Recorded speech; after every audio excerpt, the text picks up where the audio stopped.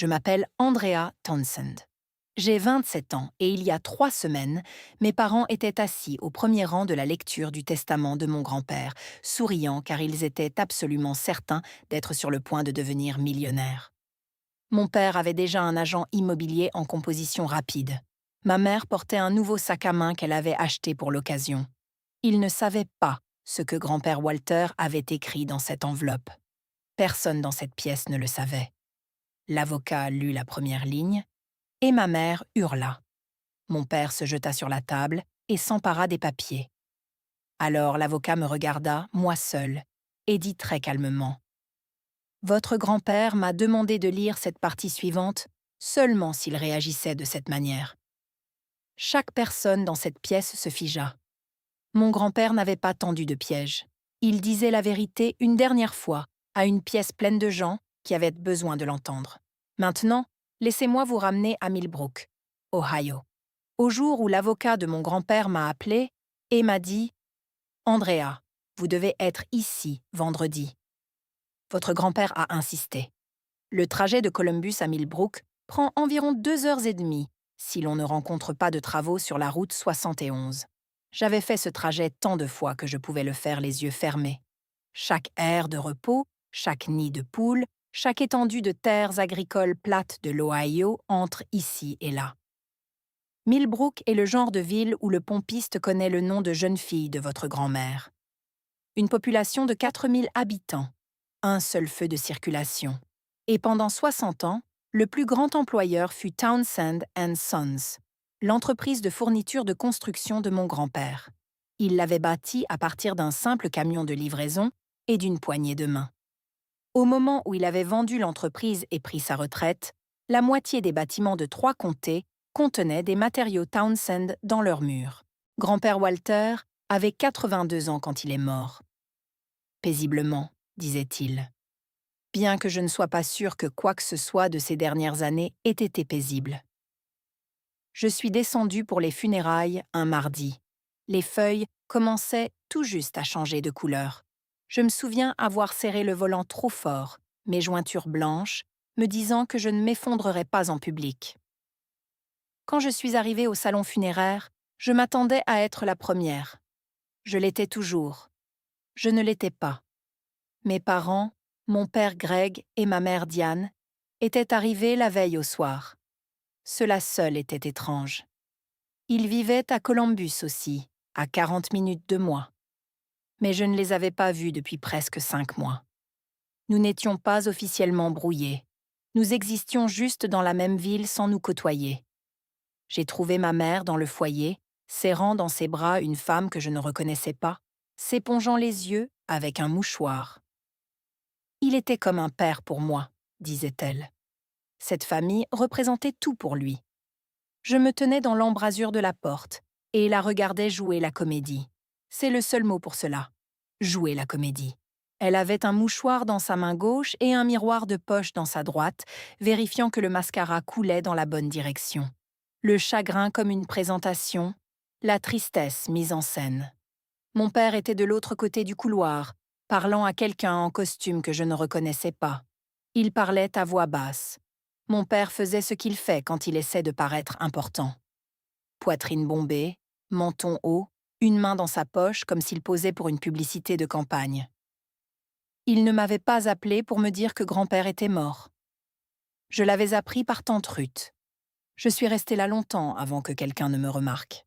Quand ma mère a finalement levé les yeux et m'a vue, elle a souri, le sourire tendu et contrôlé qu'elle utilisait en présence d'invités, et a dit : « Oh, Andrea, te voilà. » Comme si j'étais en retard à un dîner, comme si je n'avais pas juste conduit 2 heures et demie avec des larmes brouillant les lignes de l'autoroute. Et je ne comprenais pas encore pourquoi tout cela importait. Mais je le ferais. Le service était debout, seulement. Grand-père Walter avait touché de nombreuses vies à Millbrook. Le fleuriste, le propriétaire de la quincaillerie, 3 générations de familles qui avaient travaillé chez Townsend and Sons. Ils sont tous venus. Ma mère a organisé les places assises. Elle a organisé le programme. Elle a organisé qui parlerait et dans quel ordre. Et quand j'ai demandé si je pouvais lire quelque chose, un poème que grand-père avait aimé, elle a posé sa main sur mon bras et a dit très doucement : « Greg parlera, ma chérie. C'est le fils. Cela devrait venir de lui. » Alors mon père s'est tenu au pupitre dans un costume qui avait encore le pli de l'étiquette de prix sur les épaules. Et il a lu un éloge funèbre qui semblait tiré d'un modèle en ligne. Il a appelé grand-père Walter un pilier de la communauté. Il a parlé des valeurs familiales et de l'importance du travail acharné. Il a mentionné un livre que grand-père aurait soi-disant aimé. Il s'est trompé de titre. C'était Hemingway, pas Steinbeck. Grand-père aurait détesté ça. Il a également dit : « Papa a toujours fait passer la famille en premier. » Et j'ai vu 3 personnes au premier banc regarder le sol en même temps. Le tout a duré 4 minutes. 4 minutes pour 82 ans de la vie d'un homme. 4 minutes de la part de quelqu'un qui n'avait pas parlé à cet homme depuis plus de 2 ans. J'étais assise au 3e rang, les mains jointes sur mes genoux, la mâchoire si serrée que mes dents me faisaient mal. J'avais un morceau de papier plié dans la poche de ma veste. Le poème que j'avais voulu lire. Mary Oliver. Grand-père disait que ses écrits ressemblaient à ceux de quelqu'un qui prêtait réellement attention au monde.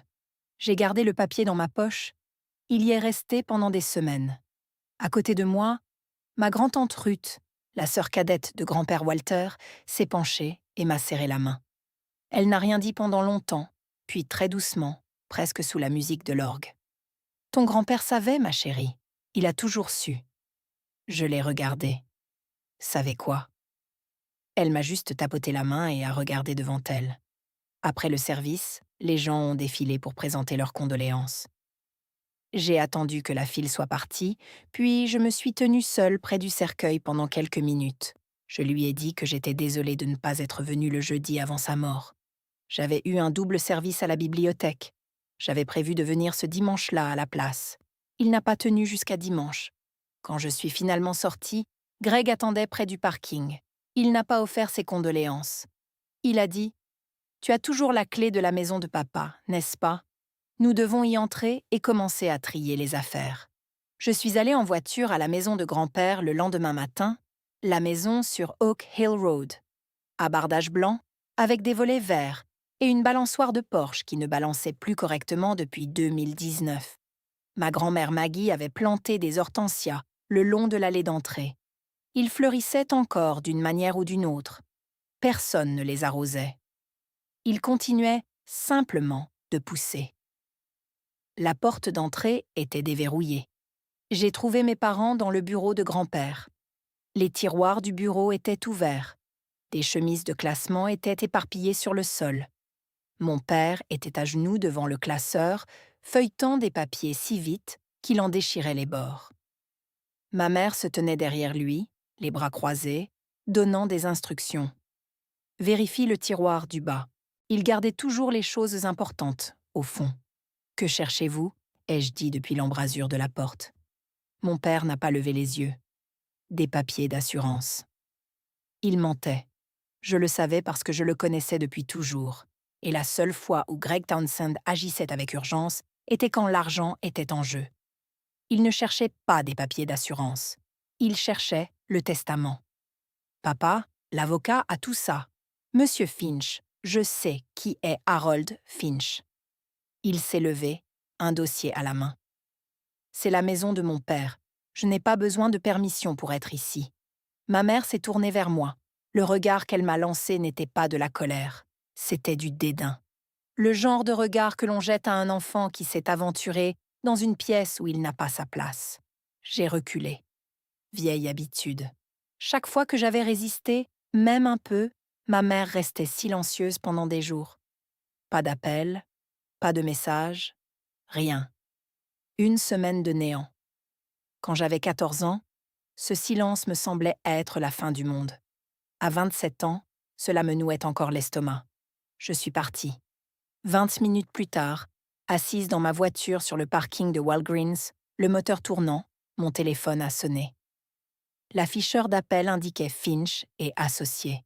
« Andrea », dit une voix que je reconnaissais des dîners de famille d'il y a 15 ans. « C'est Harold Finch. » Ton grand-père a laissé des instructions spécifiques. Tu dois être à mon bureau ce vendredi. Et Andrea, ne dis pas à tes parents ce que je suis sur le point de te dire. Harold Finch avait été l'avocat de grand-père Walter pendant 25 ans. Il avait géré la vente de Townsend and Sons. Il avait rédigé la fiducie quand grand-mère Maggie est tombée malade. C'était le genre d'homme qui portait le même costume marron à chaque occasion et ne haussait jamais la voix au-dessus d'un murmure de conversation. Alors, quand il m'a dit au téléphone que mon grand-père avait réécrit son testament 4 ans auparavant et que la nouvelle version était substantiellement différente de tout ce à quoi mes parents s'attendaient, je l'ai cru. Walter a tout changé en 2022, dit Finch, juste après que ton père l'a fait déménager à Sunrise Meadows. Sunrise Meadows. Le nom seul me serrait la poitrine. C'était l'établissement d'hébergement pour personnes âgées le moins cher du comté. Des sols en linoléum, des chambres partagées, l'odeur de nettoyant industriel qui ne parvenait jamais tout à fait à masquer ce qu'elle essayait de masquer. Une télévision dans la salle commune, toujours réglée sur des jeux télévisés que personne ne regardait. Grand-père Walter, un homme qui avait bâti une entreprise valant des millions de dollars, qui avait autrefois reçu le gouverneur à sa table à manger, qui avait payé les études universitaires de 3 enfants d'employés parce qu'il croyait en l'investissement dans les personnes. Il a passé ces dernières années dans un endroit qui coûtait 2 400 $ par mois parce que son fils l'avait choisi sur une brochure, sans visiter un seul établissement en personne. J'étais allée à Sunrise Meadows plus de fois que je ne pouvais compter. Je connaissais les infirmières par leur nom. Je savais quel couloir sentait le plus mauvais les mardis. Je connaissais la fissure dans la fenêtre de la chambre de grand-père qui laissait passer l'air froid chaque hiver. Et je savais parce qu'il me l'avait dit une seule fois, très doucement, que la première semaine là-bas, il avait pleuré toutes les nuits. Qu'a-t-il changé ? Ai-je demandé. Je ne peux pas discuter des détails par téléphone, mais tu dois être là, Andrea. Si tu n'es pas présente à la lecture, contester le testament devient beaucoup plus facile pour toutes les autres parties. Par autre partie, il entendait mon père. Il y a une autre chose que M. Finch a dite. Ton grand-père a aussi laissé une lettre. Il m'a demandé de la lire à voix haute devant tout le monde. Je suis restée assise sur le parking de ce Walgreens pendant 20 minutes après que nous ayons raccroché. Le moteur tournait encore. Une femme est passée avec un chariot rempli de couches et m'a jeté un regard comme si j'étais peut-être en train de faire une crise de nerfs. Peut-être que je l'étais. Je ne savais pas ce que mon grand-père m'avait laissé. Je ne savais pas ce qu'il y avait dans cette lettre. Je ne savais qu'une chose avec certitude. Quoi qu'il arrive ce vendredi, ma famille ne serait plus jamais la même. Voici ce que tu dois savoir sur mon père et mon grand-père. Quand j'avais 15 ans, Greg a demandé 200 000 $ à grand-père Walter pour ouvrir un bar sportif. Il avait déjà choisi un nom, Townsend Tap. Il avait fait imprimer des serviettes de cocktail. Il n'avait ni plan d'affaires, ni emplacement, ni licence de débit de boisson, ni aucune expérience dans la restauration. Grand-père a dit non. Il ne l'a pas dit cruellement. Je le sais parce que j'étais dans la pièce d'à côté, en train de faire mes devoirs, et les murs de cette maison d'Oak Hill Road étaient minces. J'ai entendu mon grand-père dire « Greg, je te donnerai ma chemise, mais je ne vais pas financer quelque chose qui engloutira tes économies en 6 mois. Reviens avec un vrai plan. Et nous en parlerons. » Greg n'est pas revenu avec un plan. Il est revenu avec de la rage. Tu as bâti ton empire, mais tu ne laisseras pas ton propre fils bâtir le sien. J'essaie de te protéger. Tu essaies de me contrôler comme toujours. La porte d'entrée a claqué. La vaisselle a teinté dans le placard. Et ce fut le début de la fin. Au cours des 12 années suivantes, mon père s'est éloigné. Les visites sont devenues plus courtes, puis moins fréquentes, puis inexistantes. Ma mère, qui avait toujours été celle qui organisait les dîners de fête et les appels d'anniversaire, a cessé d'organiser. Elle a pris le parti de Greg complètement, ouvertement, sans réserve. « Ton père n'a jamais respecté Greg », m'a-t-elle dit une fois quand j'avais 19 ans. « Nous ne lui devons rien. » Pendant ce temps, grand-père Walter restait seul dans sa maison, sur Oak Hill Road, et attendait un appel téléphonique qui n'est jamais venu. C'est moi qui continuais à y aller en voiture. Chaque dimanche, 2 heures et demie à l'aller, 2 heures et demie au retour. Je m'asseyais sur le porche, je me balançais avec lui, je lui lisais le roman que je lisais cette semaine-là, et je mangeais le crumble aux pêches que j'avais appris à faire d'après la fiche de recette de ma grand-mère. Il m'a dit une fois, en fixant le chêne dans la cour avant, un jour, Greg comprendra ce qu'il a jeté. Il a fait une pause. J'espère juste qu'il ne sera pas trop tard. Je ne comprenais pas alors. Je commence à comprendre maintenant. La nuit précédant la lecture du testament, j'ai appelé tante Ruth. Elle a décroché à la première sonnerie, comme si elle attendait. Ruth Dawson avait 78 ans, l'esprit vif comme une lame, et était la seule personne de notre famille qui disait exactement ce qu'elle pensait, sans l'enrober de politesse. Elle ne s'était jamais mariée. Elle avait dirigé la bibliothèque publique de Millbrook pendant 30 ans, avant même ma naissance. Elle était, à bien des égards, la raison pour laquelle je suis devenue bibliothécaire. Monsieur Finch m'a appelé, je lui ai dit. Il dit que je dois être là demain. Tu dois y être, Ruth. Sais-tu ce qu'il y a dans le testament? Une pause, puis... Je sais que Walter a fait son choix il y a des années. Il a regardé Greg partir et il t'a regardé rester. Je ne suis pas restée pour... Je n'essayais pas de... Je sais, ma chérie. C'est tout l'intérêt. Elle m'a alors raconté quelque chose que je ne savais pas. En 2020, quand mon grand-père a attrapé une pneumonie et a été hospitalisé pendant 3 semaines, Ruth avait appelé Greg. Chaque fois qu'elle l'appelait le lundi, Greg disait « Je viendrai ce week-end ». Mais dès le vendredi, il avait cessé de répondre. Le lundi suivant, même chose. 3 semaines à l'hôpital. Greg n'est jamais venu. J'avais tout laissé tomber. J'avais appelé ma responsable à la bibliothèque, expliqué la situation, utilisé tous mes jours de maladie et de vacances, et conduit jusqu'à l'hôpital général de Millbrook. J'ai dormi sur la chaise à côté de son lit pendant 11 nuits. Personne ne me l'avait demandé. Je l'ai juste fait parce que l'alternative, le laisser seul dans une chambre d'hôpital sans personne, n'était pas quelque chose avec quoi je pouvais vivre. « Tu ne l'as pas fait pour l'argent, Andrea », a dit Ruth. Et Walter le savait. C'est exactement pourquoi. J'ai fixé le mur de mon appartement, une fissure dans le plâtre que je n'arrêtais pas de vouloir réparer. « D'accord, » ai-je dit. « Je serai là. » « Bien. Et Andrea ? » ?»« Oui, porte quelque chose avec des poches. Tu voudras avoir un endroit où mettre tes mains ?» Elle a raccroché. J'ai failli rire. Presque. Mais je n'avais aucune idée de ce qui m'attendait dans cette pièce. Et honnêtement, je ne pense pas qu'aucun de nous le savait. Vendredi, 10 heures du matin. Finch et associés, Main Street, Millbrook. Le bureau se trouvait au-dessus de l'ancienne quincaillerie, en haut d'un escalier étroit dont la moquette était si usée qu'on pouvait voir le bois en dessous. Harold Finch travaillait dans ce bâtiment depuis avant ma naissance. La salle de conférence sentait l'encaustique au citron et le vieux papier. Une longue table en chêne occupait le centre, avec 8 chaises et une carafe d'eau que personne ne touchait. Mes parents étaient déjà assis à mon arrivée, au premier rang, à gauche, comme s'ils étaient venus tôt pour s'assurer leur place. Mon père portait une veste que je n'avais jamais vue.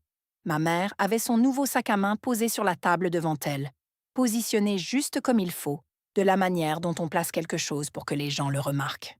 Je pris place à l'extrémité, près de la fenêtre. Tante Ruth s'assit à côté de moi. Elle sentait la lavande et le café, comme toujours. Elle ne dit rien. Elle resta simplement assise, solide et stable, comme un phare dans le brouillard. Le pasteur Jim Henley de la première église méthodiste était là aussi. L'église de grand-père depuis 40 ans. Il m'avait baptisé bébé. Il avait officié les funérailles de grand-mère Maggie. Il était assis, les mains jointes, regardant la table comme un homme se préparant à quelque chose qu'il aurait préféré ne pas voir. 2 cousins, Dave et Patty, enfants du plus vieil ami de grand-père, occupaient les sièges restants. Dave frottait son pouce contre son index, un tic nerveux dont je me souvenais des pique-niques en famille d'il y a 20 ans. Patty restait parfaitement immobile, son sac à main sur ses genoux, son expression indéchiffrable. Une assistante juridique était assise dans un coin avec un bloc-notes et un stylo qu'elle cliquait toutes les quelques secondes. La pièce était pleine mais silencieuse, ce genre de silence qui bourdonne. Mon père se pencha vers ma mère. Il pensait chuchoter. Il ne chuchotait pas. Une fois que ce sera fait, nous appellerons l'agent immobilier lundi. Ma mère hocha la tête. Elle lui tapota le bras. Puis elle me jeta un regard rapide et scrutateur, et se détourna comme si j'étais un meuble. Harold Finch entra par une porte latérale, portant un porte-documents en cuir assez épais pour être un manuscrit. Il s'assit au bout de la table, ajusta ses lunettes et ouvrit le porte-documents sans saluer personne. Il ne sourit pas. Il ne fit pas de petite conversation. Il se contenta de regarder les papiers un long moment, puis leva les yeux. Commençons. Finch lut d'abord le préambule.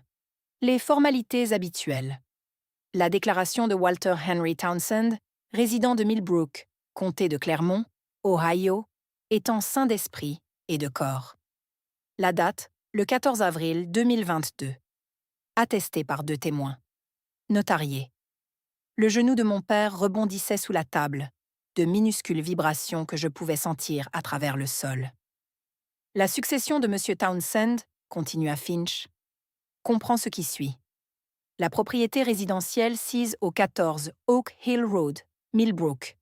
Tous les comptes d'épargne et de placement détenus à la Première Banque nationale du comté de Clermont. Les effets personnels, y compris les meubles, les véhicules et les biens de famille. Greg se pencha en avant. Ses mains étaient à plat sur la table. Finch tourna une page. Il lut lentement, avec la prudence de quelqu'un qui veut que chaque mot porte. Concernant ma propriété sise au 14 Oak Hill Road, Millbrook, Ohio, je lègue cette propriété dans son intégralité à ma petite-fille, Andrea Marie Townsend. 2 secondes de silence. Mon père cligna des yeux. Il regarda ma mère. Elle regarda Finch. « Je suis désolé, » dit Greg. « Répétez cela. » Finch ne se répéta pas. Il tourna une autre page et continua de lire. Concernant mes comptes d'épargne, mes portefeuilles d'investissement et tous les actifs financiers restants, je les lègue dans leur intégralité à ma petite-fille, Andrea Marie Townsend. La main de ma mère se porta à sa poitrine. Il y a une erreur. Il n'y a pas d'erreur, Madame Townsend. Ce n'est pas possible. La voix de mon père se brisa, aiguë. Il était debout maintenant. Sa chaise avait reculé si violemment qu'elle avait heurté le mur. C'est mon père. C'est l'argent de mon père. Finch le regarda par-dessus ses lunettes. Calme, sans hâte. C'était son argent, Monsieur Townsend. Il a choisi comment le distribuer. Mon père saisit les papiers sur la table. Il les arracha littéralement de sous la main de Finch. Finch ne broncha pas. Ce sont des copies. Les originaux sont déposés auprès du tribunal des successions du comté de Clermont. Greg fixa les pages dans son poing, puis les jeta sur la table. Elles se dispersèrent comme des feuilles mortes. La pièce était complètement immobile. Ma mère se leva. Sa chaise ne heurta pas le mur. Elle se tenait debout avec précision. Comme elle faisait tout, une fureur contenue. Il n'avait pas toute sa tête. Elle pointa Finch du doigt. Vous savez qu'il avait 80 ans quand il a signé cela. 78, dit Finch, et le testament a été attesté par 2 médecins agréés qui ont certifié sa capacité mentale au moment de la signature. Les médecins peuvent se tromper. Ces médecins ne se sont pas trompés. Mon père se tourna vers moi. Son visage était de la couleur de la viande crue. « As-tu fait ça? Nous as-tu trahis ?» ?»« Je ne savais pas, » dis-je. Ma voix sortit plus faible que je ne l'aurais voulu. Il frappa sa paume sur la table. La carafe d'eau trembla. « Tu étais là chaque semaine.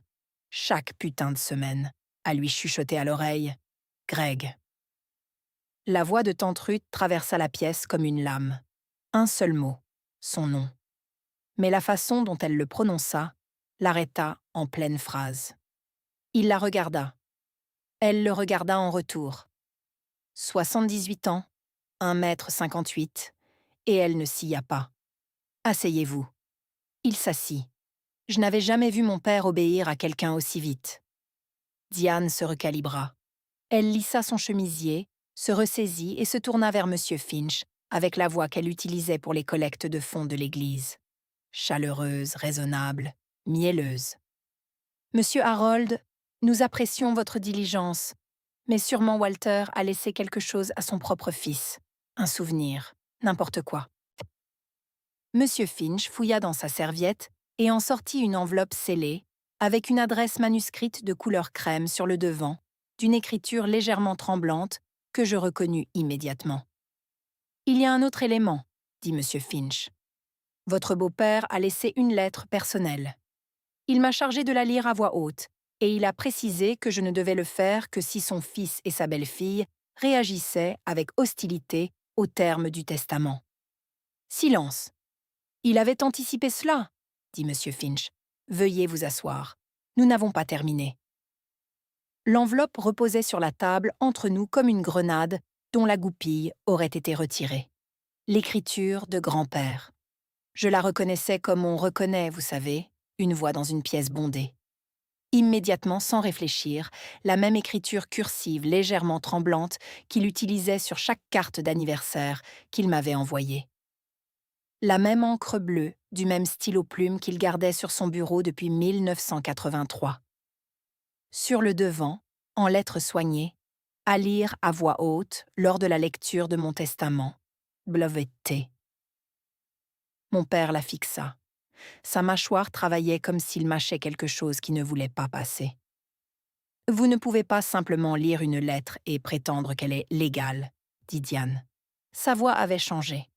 Plus chaleureuse, plus raisonnable, juste tranchante. Monsieur Finch joignit les mains sur la table. « Cette lettre n'est pas un document légal, Madame Townsend.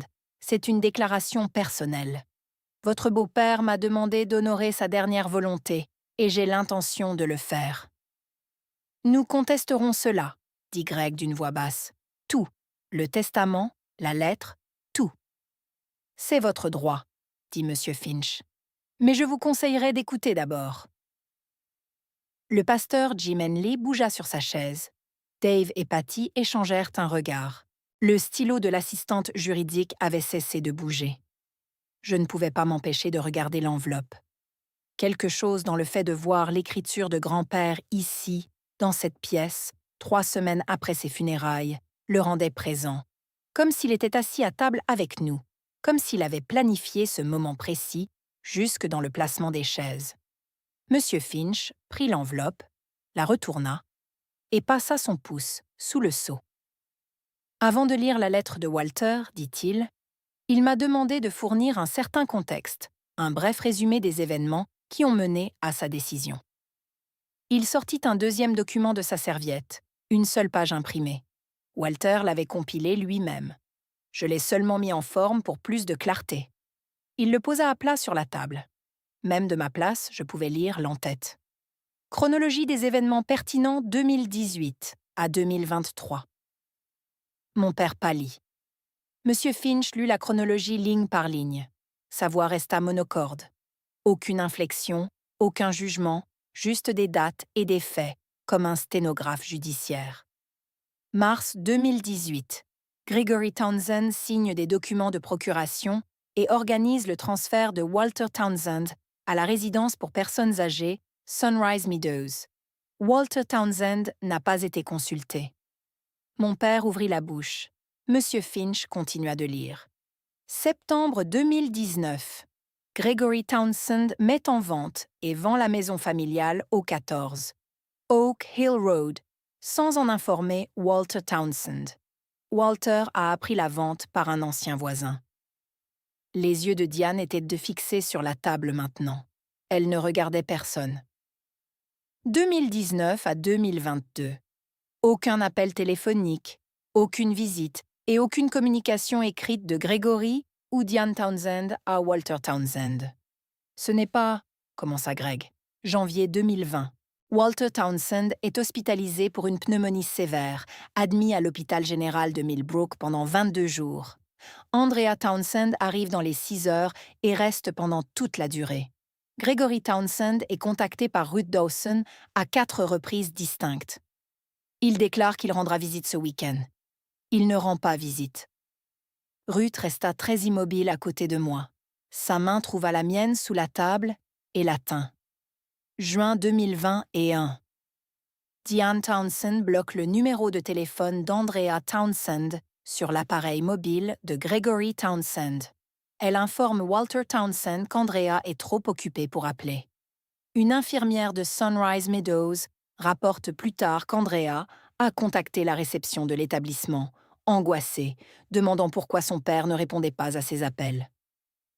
Je retins mon souffle. Je me souvins de cette semaine où j'avais cru que mon père m'avait finalement complètement coupé les ponts. Ce sentiment de vide et de malaise.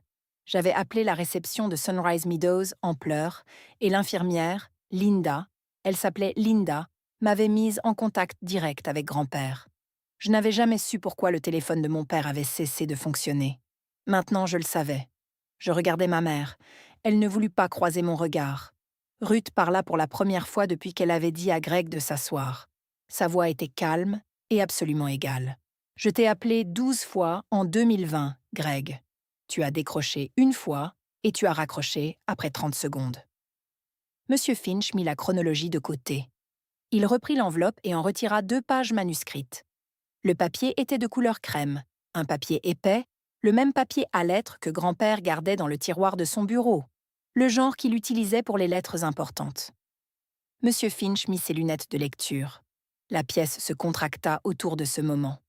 Les murs semblaient plus proches, le plafond plus bas, l'air plus épais. « Je vais lire ceci exactement comme Walter l'a écrit, » dit Monsieur Finch.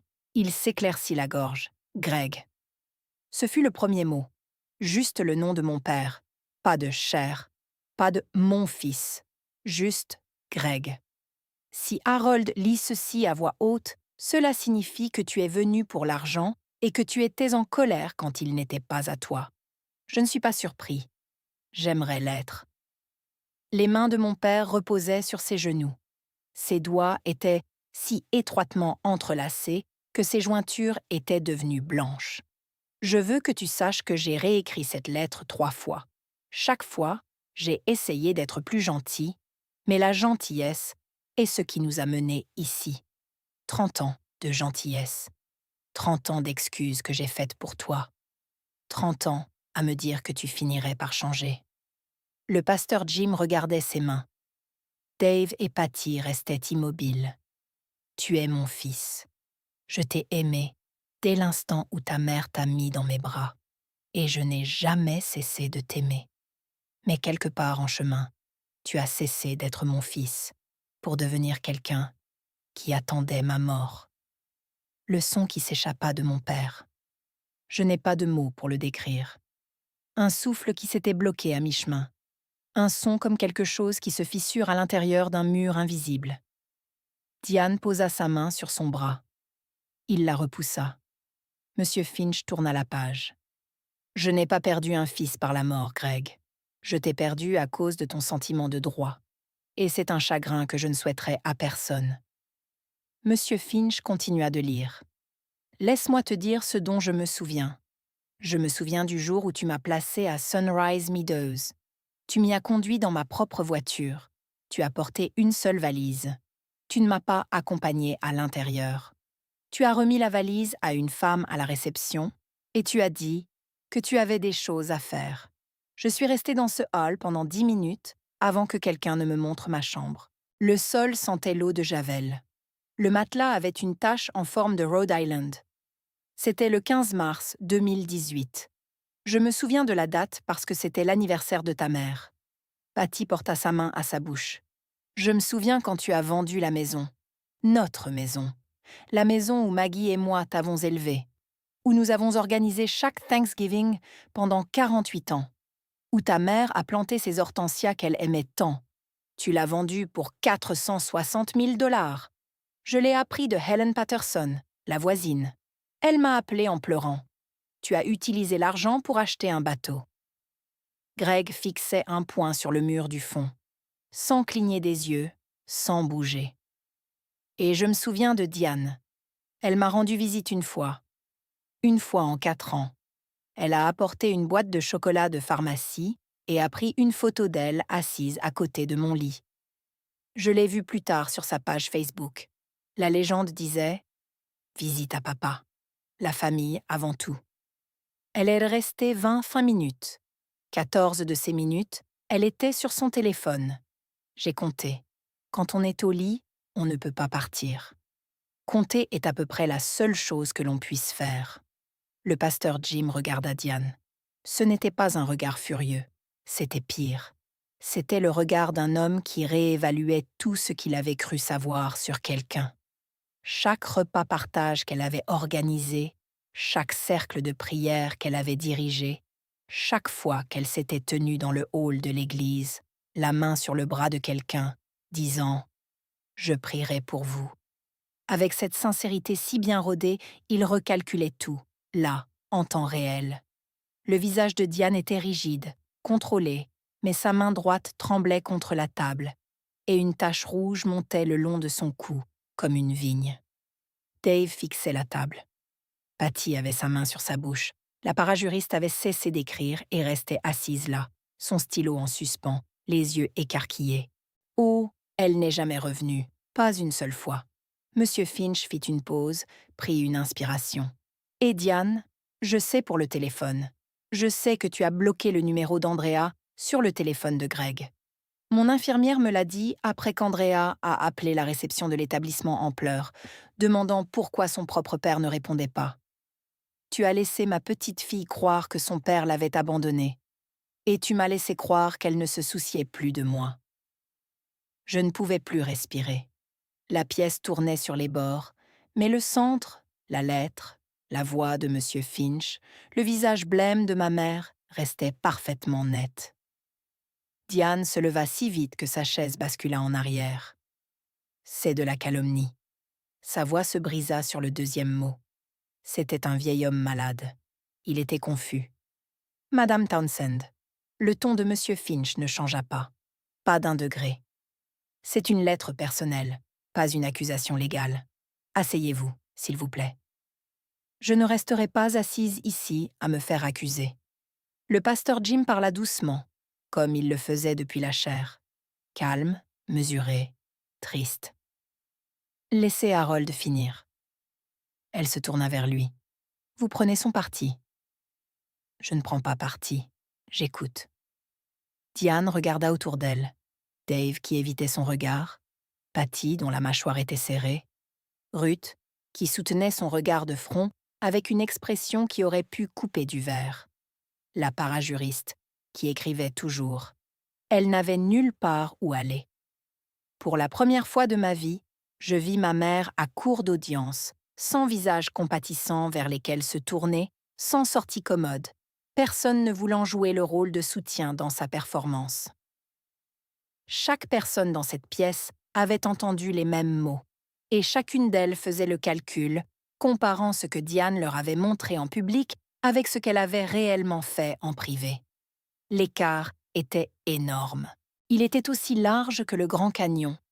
Elle s'assit lentement, comme si la chaise allait se briser sous elle. Je restais assise à mon bout de la table, les mains à plat sur le bois, sentant le grain sous mes doigts. Mon cœur battait si fort que je l'entendais dans mes oreilles. Je n'avais pas dit un mot depuis un temps indéterminé. Je ne me faisais pas confiance pour parler. J'avais peur que si j'ouvrais la bouche, ce qui en sortirait ne serait pas des mots. Ce serait 20 ans de chaque phrase ravalée, chaque silence que j'avais choisi de garder pour préserver la paix, chaque fois que j'étais rentrée d'un dîner de fête, me mordant l'intérieur de la joue jusqu'au sang. Je restais immobile. La lettre de grand-père faisait ce que je n'avais jamais pu faire, disait ce que je n'avais jamais osé dire. Monsieur Finch prit la deuxième page. « Il y a une dernière section, dit-il. Walter a écrit cette partie pour Andrea. » Il me regarda de l'autre côté de la table. Pour la première fois de la matinée, son expression s'adoucit légèrement, juste au coin de ses yeux. Puis-je continuer? J'acquiesçai. Mon père ne me regarda pas. Ma mère ne regarda personne. Monsieur Finch commença à lire. J'ai dû faire une pause ici un instant, car lorsque l'avocat tourna cette page vers moi, mes mains tremblaient. Je ne savais pas que grand-père avait écrit quelque chose juste pour moi. Voici ce que grand-père Walter écrivit ensuite. La voix de Monsieur Finch changea lorsqu'il lut mon nom, plus chaleureuse, comme grand-père l'aurait prononcé. Tu n'as jamais manqué un dimanche, pas un seul. Pendant 4 ans, tu as conduit 2 heures et demie, à l'aller comme au retour, chaque semaine, pour t'asseoir auprès d'un vieil homme qui ne pouvait t'offrir que sa compagnie et une balançoire de Porsche qui avait besoin d'être réparée. Je pleurais déjà en silence, comme on pleure quand on ne veut pas être entendu. Tu me lisais quand mes yeux me trahissaient. Tu m'apportais du crumble aux pêches parce que tu te souvenais que c'était la recette de ta grand-mère et tu le réussissais à chaque fois. Maggie aurait été fière. J'étais fière. La main de Ruth était sur mon dos, ferme, stable. Tu n'as jamais rien demandé. Pas un sou, pas une faveur, pas un merci. Tu étais juste là, semaine après semaine, année après année. Tu étais là. Mon père me regardait maintenant. Pour la première fois dans cette pièce, il me voyait réellement. Je ne pense pas qu'il ait aimé ce qu'il voyait, c'est-à-dire quelqu'un qui avait fait la seule chose qu'il n'avait pas pris la peine de faire. Je ne t'ai pas tout laissé parce que tu l'avais mérité, Andrea. Je te l'ai laissé parce que tu es la seule à ne jamais l'avoir traité comme quelque chose à gagner. Monsieur Finch fit une pause. Il laissa cette phrase s'imprégner. Ensuite, la succession totale, après impôts et frais juridiques, est évaluée à environ 2,3 millions de dollars. Le chiffre tomba dans la pièce comme une pierre dans l'eau calme. Des ondes partout. Patty inspira brusquement. Dave ferma les yeux. Le visage de Greg subit ce que je ne peux décrire que comme une démolition contrôlée. La structure tint bon, mais on pouvait voir les fissures se propager. Diane regarda droit devant elle. Sa main avait cessé de trembler. Elle était serrée en un point. 2,3 millions de dollars et chaque centime est à moi. Monsieur Finch n'avait pas fini. Il tourna la page et dit « Greg, je te dois aussi des excuses. » Cela attira l'attention de mon père. Sa tête se releva. Une lueur de quelque chose, d'espoir peut-être, traversa son visage. « Je t'ai tout donné quand tu étais jeune. Chaque jouet que tu montrais du doigt, chaque voiture que tu as démolie, chaque facture que j'ai payée, chaque désordre que j'ai nettoyé. Je t'ai tiré de la dette 3 fois avant tes 30 ans. Et je ne t'ai jamais fait sentir le poids de cela. Je pensais être un bon père. J'avais tort. » La mâchoire de Greg se desserra, à peine. « Je ne t'ai jamais appris à construire quelque chose, Greg. Je t'ai seulement appris à recevoir. Ce fut mon échec en tant que père, et j'ai porté cette culpabilité plus longtemps que tu ne le sais. » Je regardais le visage de mon père. Quelque chose se passait derrière ses yeux. Un changement tectonique auquel il n'était pas préparé. Une émotion pour laquelle il n'avait pas de système de classement. Mais comprendre d'où vient le sentiment de droit ne signifie pas que je doive le récompenser. Je t'aime, mon fils, et j'espère qu'un jour tu construiras quelque chose par toi-même. Non pas parce que tu y es obligé, mais parce que tu mérites de savoir ce que cela fait. Diane se pencha en avant. Alors il l'admet. Sa voix était venimeuse, triomphante. C'est lui qui a rendu Greg comme ça. Il vient de le dire. Ruth se tourna vers elle. Il a admis sa part. Et la tienne? Les mots restèrent suspendus dans l'air. Diane ouvrit la bouche. Rien n'en sortit. Elle la referma, l'ouvrit de nouveau, la referma. Le pasteur Jim inclina légèrement la tête, comme il le faisait pendant la prière. Mais il ne priait pas. Il accordait à Diane la courtoisie de ne pas la regarder se noyer. Grand-père Walter ne haïssait pas son fils. Je le comprenais maintenant. Il était déçu. Et la déception, quand elle est si profonde, quand elle s'étend sur des décennies, est tellement plus lourde que la haine. La haine s'éteint. La déception, elle, reste là, année après année, attendant que quelqu'un la démente. Personne ne le fit jamais. Monsieur Finch passa au dernier passage. L'écriture sur la page était plus petite ici. Je pouvais le voir de ma place. Grand-père manquait d'espace ou peut-être de temps. Andrea, utilise cet argent pour te construire la vie que tu mérites. Achète une maison, voyage, retourne à l'école si tu le souhaites. Fais tout ce qui te donne l'impression que le sol est solide sous tes pieds. Je posais mes paumes à plat sur la table. Stable. Reste stable. Mais plus que tout cela, ne laisse jamais personne te faire sentir coupable d'être aimé. Ne t'en excuse pas. Ne t'en détourne pas. Tu ne prends rien à ton père. Tu reçois quelque chose de ton grand-père. Il y a une différence. Ruth pleurait silencieusement, comme moi. C'était la manière des Townsend, je suppose. Et si tes parents essaient de te prendre cela, et ils le feront, souviens-toi que je t'ai choisi non pas comme une punition pour eux, mais comme un cadeau pour toi, parce que tu es la meilleure de cette famille, et que quelqu'un devait le dire tant qu'il était encore temps. Monsieur Finch plia la lettre, la posa sur la table, retira ses lunettes et les plaça à côté. 10 secondes de silence, peut-être plus. Le genre de silence qui a une texture. On peut le sentir pressé contre la peau. Le pasteur Jim se leva lentement, se dirigea vers le bout de la table et serra la main de Harold Finch. Il ne dit pas un mot, il la serra simplement et se rassit. Greg se leva. Son visage était passé du rouge au gris. Il regarda la lettre. Monsieur Finch, moi. Nous allons contester cela, dit-il. Sa voix était monocorde, vidée de chaque mot. Il prit Diane par le bras. Elle saisit son sac à main, le nouveau, celui qu'elle avait acheté pour l'occasion, et ils sortirent. La porte se referma derrière eux avec un clic qui sonna comme un point final à une très longue phrase. Personne ne les suivit. La pièce semblait différente après leur départ, plus légère, plus vide, mais d'une manière qui rendait la respiration plus facile. Monsieur Finch attendit 1 minute entière avant de parler. Il était doué pour cela, lire une pièce, savoir quand les gens avaient besoin d'espace. « Andrea, dit-il, vous allez bien ?» J'ai failli rire. Je ne sais pas. Est-on censé se sentir bien après quelque chose comme ça? Un léger sourire. D'après mon expérience, non. Que se passe-t-il s'il conteste? Demandai-je. Monsieur Finch fouilla dans son porte-document et en sortit un autre document. Cet homme était un magicien avec ce sac en cuir. Votre grand-père a inclus une clause de non-contestation dans le testament. C'est standard, mais efficace. Si un bénéficiaire ou un bénéficiaire potentiel conteste le testament devant les tribunaux et perd, il renonce à toute revendication sur les effets personnels, les souvenirs, les objets de famille ou d'autres articles non spécifiquement mentionnés dans la distribution successorale. Ce qui signifie que si votre père conteste et échoue, ce qui, étant donné les attestations médicales, les témoins et la vidéo... La vidéo? Monsieur Finch hocha la tête. 6 mois avant son décès, Walter m'a demandé d'organiser un enregistrement vidéo. Il est assis dans sa chambre à Sunrise Meadows, regarde directement la caméra et explique sa décision en détail.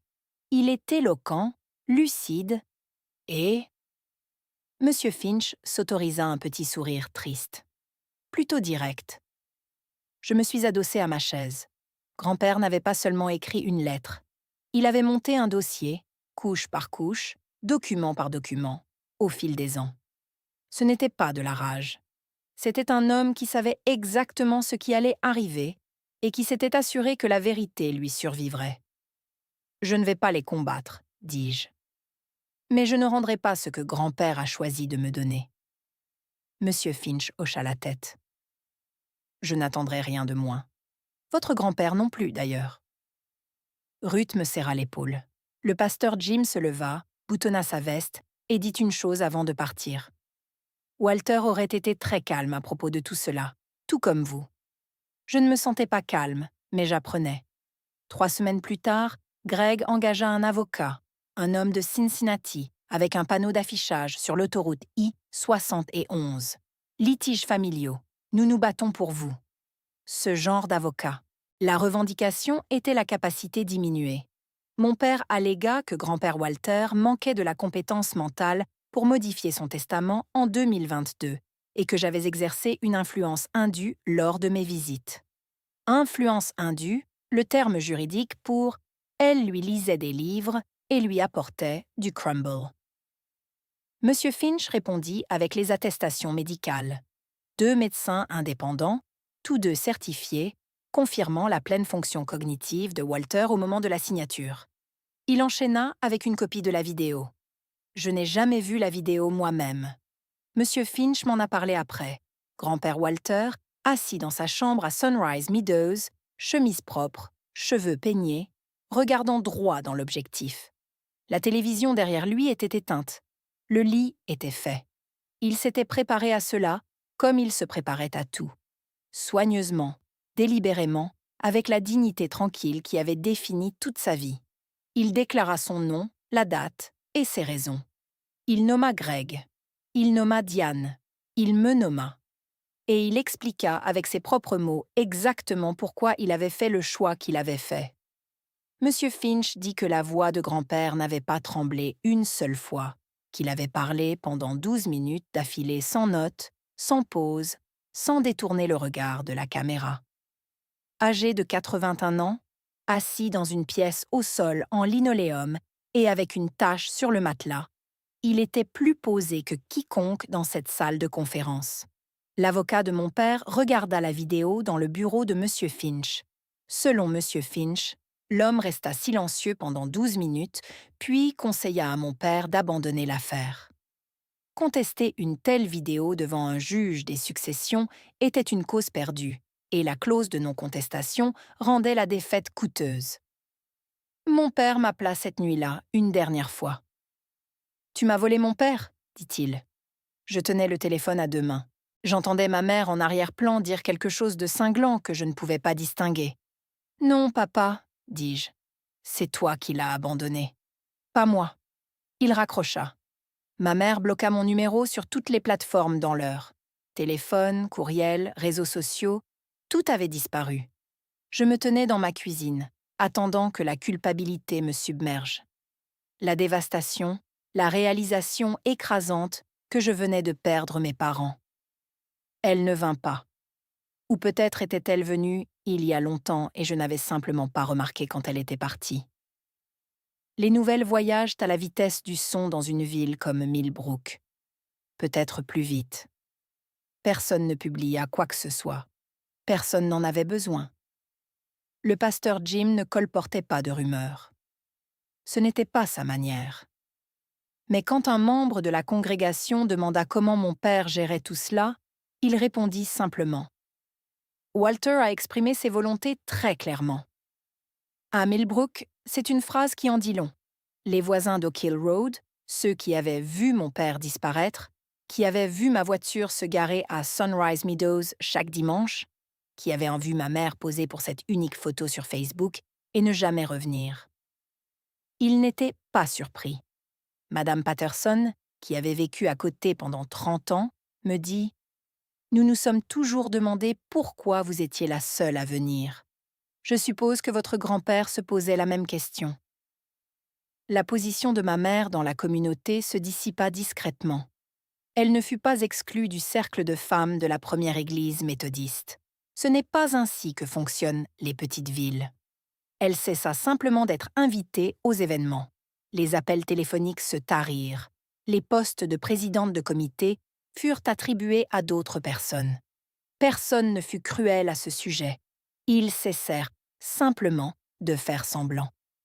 Mon père dut vendre le bateau. Le bateau de plaisance de 26 tonnes qu'il avait acheté avec l'argent de la maison de grand-père. La maison dont grand-père ne savait même pas qu'elle était vendue avant qu'Hélène Patterson ne l'appelle en pleurant. Mon père le vendit pour couvrir les frais juridiques de la contestation ratée. Il partit pour moins que ce qu'il avait payé.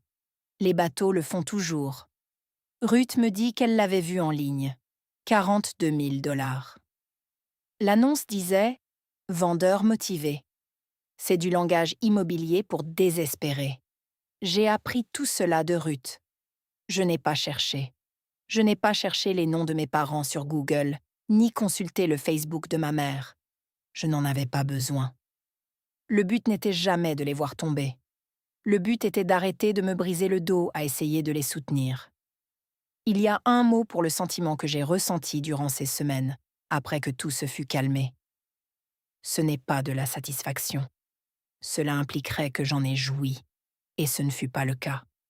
Ce n'est pas exactement du soulagement non plus, car Il y avait toujours une lourdeur que je portais partout. Le mot le plus proche que je puisse trouver est clarté. Comme si j'avais regardé ma famille à travers un verre dépoli toute ma vie et que quelqu'un l'avait enfin nettoyé. L'image n'était pas jolie, mais au moins, elle était réelle. La première nuit où je dormis dans la maison de grand-père, je ne dormis pas. Je me suis assise dans son fauteuil, celui en cuir marron avec l'accoudoir gauche craqué, et j'ai regardé la pièce où il avait vécu pendant presque 50 ans. Les étagères qu'il avait construites lui-même, la photo encadrée de lui et de grand-mère Maggie le jour de leur mariage, 1965.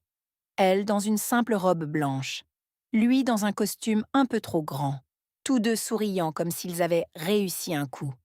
Je n'avais pas l'impression d'avoir gagné.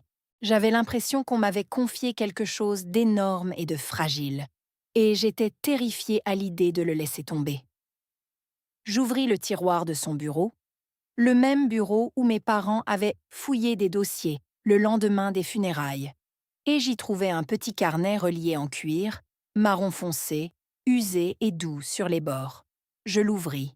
Des dates, des centaines d'entre elles, écrites de la main de grand-père, tremblantes vers la fin, mais toujours lisibles. Chaque entrée suivait le même format. Date, heure d'arrivée, heure de départ, et une brève note. Dimanche, 3 mars 2019. Andrea est arrivée à 10h15. Partie à 16h30. Lu 2 chapitres de East of Eden. Dimanche 14, juin 2020. Andrea est arrivée à 9h45. Partie à 17h. A apporté un crumble aux pêches, me rappelle Maggie. Dimanche 22 novembre 2020. Andrea est arrivée à 10h. Partie à 15h15. Première neige. Elle a gratté mon pare-brise avant de partir. Dimanche 4 avril 2021. Andrea est arrivée à 10h30. Partie à 16h. Pâques. Elle a apporté des jonquilles. Personne d'autre n'a appelé. Dimanche 25 décembre 2022. Andrea est arrivée à 8h. Partie à 18h. Noël. Elle a apporté un petit sapin pour ma chambre. Nous avons regardé It's a Wonderful Life. Elle a pleuré à la fin. Moi aussi, mais je ne pense pas qu'elle l'ait remarqué. 4 ans, plus de 200 entrées. Chaque visite que j'avais faite, cataloguée dans un carnet qu'il gardait dans son bureau comme un trésor. Certaines entrées avaient de petites additions. Bonne journée. Elle avait l'air fatiguée, mais elle ne l'a jamais dit. Ou elle a réparé la télécommande de ma télévision. Elle ne m'a pas laissé appeler la maintenance. Ou simplement, dimanche, Andrea est venu. Il avait tenu les comptes tout ce temps. Il avait tenu les comptes. Je tournais à la dernière page, sous la dernière entrée. Un dimanche, 3 semaines avant sa mort, il avait écrit une dernière ligne d'une main si tremblante qu'elle en était presque illisible. Je ne la mérite pas, mais je suis reconnaissant. Je refermais le carnet, le serrais contre ma poitrine et, pour la première fois depuis les funérailles, je me laissais m'effondrer complètement. 3 mois plus tard, je déménageais à Millbrook à temps plein. Je fus transférée à la succursale de Millbrook, du système de bibliothèque du comté. Elle était plus petite que celle de Columbus, avec un seul étage, 3 employés et une section pour enfants qui sentait les biscuits Graham. Mais le bâtiment avait de hautes fenêtres qui laissaient entrer une belle lumière. Et les mardis, un groupe de retraités venait pour le club de lecture et discutait des rebondissements de l'intrigue comme s'il s'agissait d'un sport de compétition. Grand-père aurait adoré. J'utilisais une partie de l'héritage pour créer une bourse. La bourse communautaire Walter Townsend, de 5 000 $ par an, était attribuée à un diplômé du lycée de Millbrook poursuivant une formation professionnelle en construction, menuiserie ou un métier spécialisé. Ce n'était pas tape à l'œil. Ce n'était pas une aile de bâtiment portant son nom. C'était le genre de choses que grand-père appréciait. Pratique, utile, et donné à quelqu'un qui était prêt à construire quelque chose de ses mains. Ruth commença à venir dîner tous les mercredis. Elle apportait une bouteille de vin qu'elle prétendait médicinale et nous nous asseyions sur le porche. La balançoire était enfin réparée. Je l'avais fait réparer la première semaine et nous parlions de grand-père, de grand-mère Maggie, du bon vieux temps avant que tout ne tourne mal. Je commençais une thérapie en janvier, non pas à cause de l'argent, mais parce que j'avais besoin de quelqu'un pour m'aider à démêler 30 ans passés à marcher sur des œufs au sein de ma propre famille. La thérapeute s'appelait Dr. Reeves, et lors de notre deuxième séance, elle dit quelque chose qui me glaça.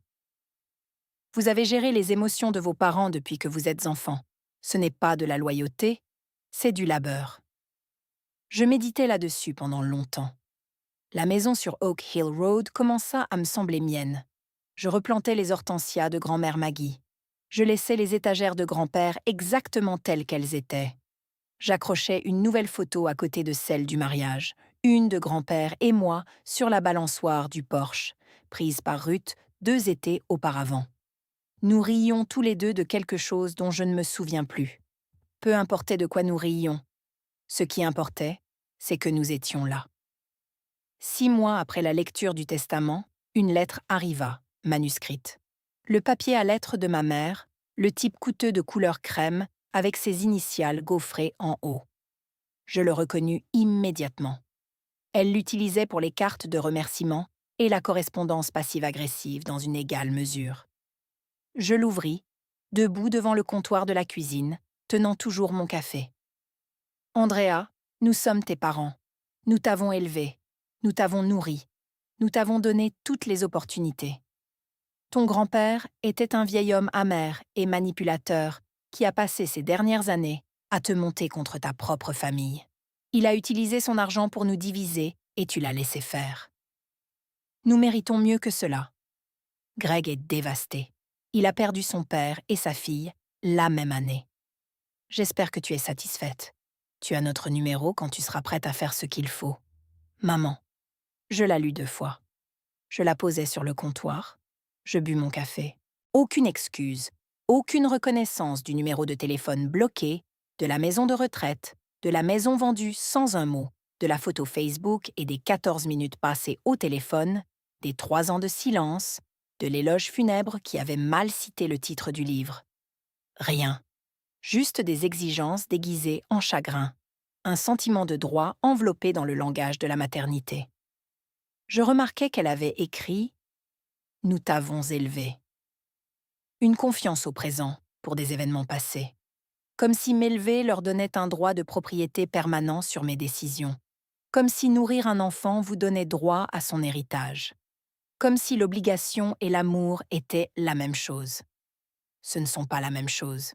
Je l'avais appris sur une balançoire de Porsche à Millbrook, Ohio, d'un homme qui n'avait jamais confondu les deux.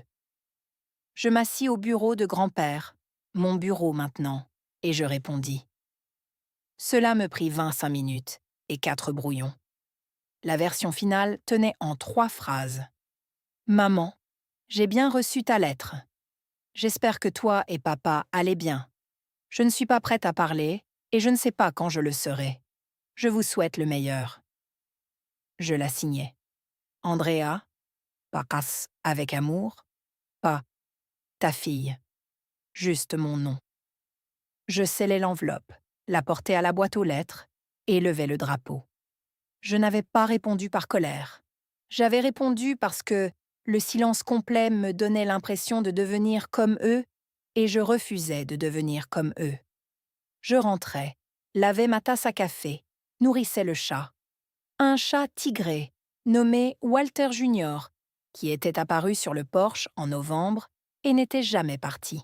La lettre était faite. La limite était fixée. Et, pour la première fois, maintenir cette limite ne me semblait pas cruel. Cela me semblait respirer. Je suis assise sur le porche tandis que je vous raconte cela. C'est un mardi soir. Le chêne dans la cour avant est énorme. Grand-père l'avait planté l'année où lui et Maggie s'étaient installés. 1966. 60 ans de croissance. Il est plus grand que la maison maintenant. Je ne suis pas devenue riche grâce à cette histoire. Je sais que 2,3 millions de dollars, cela semble beaucoup, mais après les droits de succession, les frais juridiques, le fonds de bourse d'études et les réparations dont cette vieille maison avait besoin. Un nouveau toit, une nouvelle chaudière, la plomberie était un désastre. Ce que j'ai est suffisant. assez pour ne plus me soucier du loyer, assez pour exercer un métier que j'aime, sans me demander si je pourrais payer les mensualités de la voiture, assez pour respirer. Mais le véritable héritage n'a jamais été l'argent, c'était une permission. La permission de cesser de m'excuser, d'être la personne qui se présentait. La permission de cesser de me sentir coupable chaque fois que je me faisais passer en premier. La permission de regarder mes parents et de dire, non pas à voix haute, non pas en face, mais juste à moi-même, tranquillement sur une balançoire de Porsche au crépuscule. Je méritais mieux. Et lui aussi. Grand-père Walter m'a appris quelque chose qu'aucun chiffre sur un chèque n'aurait pu acheter. Que l'amour n'est pas une transaction. On ne doit pas sa loyauté à quelqu'un simplement parce qu'on partage son sang. La loyauté se gagne, la présence se gagne. Et quand quelqu'un vous montre année après année que vous ne valez son attention que lorsque vous avez quelque chose qu'il désire, croyez-le. Si vous lisez ceci ce soir et que vous êtes celui ou celle de votre famille qui se présente toujours, qui conduit les 2 heures et demie, qui prépare le crumble, qui s'assied sur la chaise d'hôpital, qui ne reçoit rien d'autre que le silence en retour, je vous vois. Grand-père Walter vous aurait vu aussi. La maison est silencieuse maintenant. La balançoire du Porsche grince au vent, comme elle l'a toujours fait. Mais cette maison est la mienne. Et pour la première fois en 27 ans, je n'ai à justifier cela à personne.